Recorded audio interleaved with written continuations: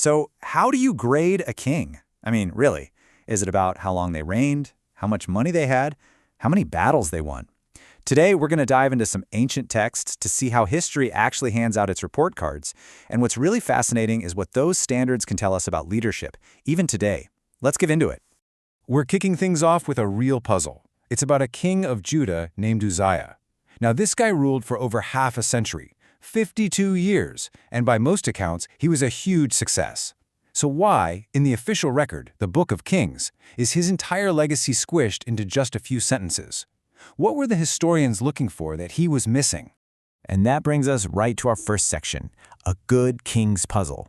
We're going to dig into the strange case of King Uzziah and try to figure out this huge gap between his long, successful reign and his tiny little biography. Yeah, this slide really lays it all out there. A 52-year reign, that's a massive amount of time to be in power. And yet, the Book of Kings, which is one of our main historical sources, gives him just 7 verses. To put that in perspective for you, some kings who were way less successful get whole chapters dedicated to them. It just makes you wonder, what was the author of Kings grading on that Uzziah apparently failed? Okay, so a different historical account, the Book of Chronicles, gives us a massive clue. It tells us Uzziah's downfall was all about pride. He got so powerful that in this moment of pure hubris, he walked into the temple to do the job of a priest. Now, in ancient Israel, that was a sacred line you just did not cross. The whole point of separating the king and the priest was to stop this exact thing from happening, a ruler who starts to think he's a god. And this leads us perfectly into our second section, 2 ways to measure. Because Uzziah's story shows us something really important. History isn't just one story, it's an evaluation. And as we're about to see, the books of Kings and Chronicles were using 2 completely different report cards to grade these rulers. Right. So you can literally think of it like 2 different report cards. The Book of Chronicles was all about the king's relationship to the temple, to the priesthood. And by that standard, yeah, Uzziah started strong but then failed, spectacularly at the end. But the Book of Kings was grading on a totally different curve. It was focused on the very fabric of society itself. So what was on this king's report card? Well, it measured 4 key things. First, was the king loyal to God and God alone? Did he get rid of all the idols? Did he obey the law, the Torah? And then this 4th one, and this is the real kicker for our story. Did he care for the poor and the helpless? For the author of Kings, this was not some optional extra credit. It was a primary measure of a king's entire reign. And this quote just captures the whole philosophy perfectly. It's basically saying that a leader's true character isn't found in their big monuments or their overflowing treasury. Nope. You find it in how they treat the people who can do absolutely nothing for them in return. And the implication here is that Uzziah, for all his success, might have failed this one single, most important test. Okay, so that brings us to our third section, when wealth turns violent. We're going to shift our focus north, to the Kingdom of Israel, to see a pretty terrifying example of what happens when this standard of justice isn't just ignored, it's completely abandoned. You know, the story starts with a promise. A king named Jehu was promised that his dynasty, his family line, would last for 4 generations. And the historical account is so careful to point out that his great-grandson, Zechariah, was indeed that 4th generation. After him, all bets were off. And this just hammers home a theme you see all through these texts: precision. The promise wasn't for around 4 generations or about 4, it was for exactly 4. And the moment that 4th king's reign is over, the kingdom's stability just evaporates with it. And just look at how fast things fall apart. The nation had just come out of a long, prosperous period.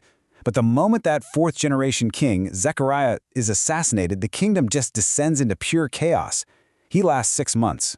His killer lasts 1 month. Then a new warlord, Menahem, seizes power through pure brutal violence. So what on earth happened? The text suggests that the long period of wealth had kind of rotten the nation's culture from the inside out. It created this society of just pure self-interest. As soon as the central authority was gone, it became a violent free-for-all. Everyone was just saying, I'm going to get mine, no matter who got hurt in the process. A complete and total breakdown of social responsibility. And that brings us right to our 4th section, buying friends, finding enemies. This is where we meet King Menahem, the guy who clawed his way to power in all that chaos. And let me tell you, his story is a powerful case study in how not to lead and how to look for security in all the wrong places. So, Menahem has a huge problem, right? He took the throne by force, which means somebody else can do the exact same thing to him. His reign is unstable from day one. So how does he try to prop himself up? Well, he turns to his checkbook. He pays a bribe, an absolutely enormous bribe of 1,000 talents of silver. But you know, the truly shocking part isn't the amount, it's who he paid it to. He paid it to the king of Assyria, the rising superpower, and the single greatest threat to his kingdom's existence. He literally tried to buy protection from his mortal enemy. I mean, that's like asking the wolf to guard the sheep. It was a completely self-defeating, nonsensical strategy. And this is where the source material offers this really blunt but incredibly memorable diagnosis. Why would a king make such a disastrously bad decision? The text's answer is simple. Sin makes you dumb. It's suggesting that when a leader becomes detached from morality, from justice, they lose their ability to see the world clearly. They just make these short-term, self-destructive choices. So this all leads us to our final section, the ultimate security question. Because these ancient stories, they're not just about kings and empires. They're asking a fundamental question about where any of us, you and me, find our stability and our strength. And this brings us to one last really stark contrast. You have King Menahem, who placed his security in the hands of his enemy, a short-term investment that was absolutely guaranteed to fail. And then the text contrasts him with another figure, Joseph.